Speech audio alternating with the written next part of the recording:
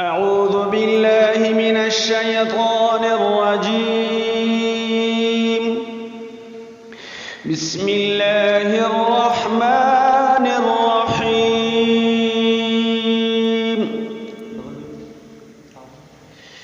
كمثل الذين من قبلهم قريبا ذاقوا وبال أمرهم ولهم عذاب أليم.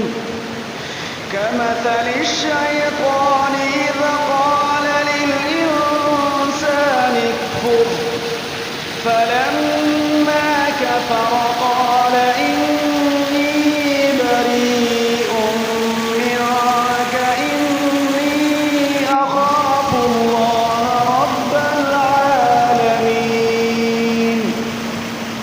فكان عاقبتهما أنهما في النار خالدين فيها وذلك جزاء الظالمين.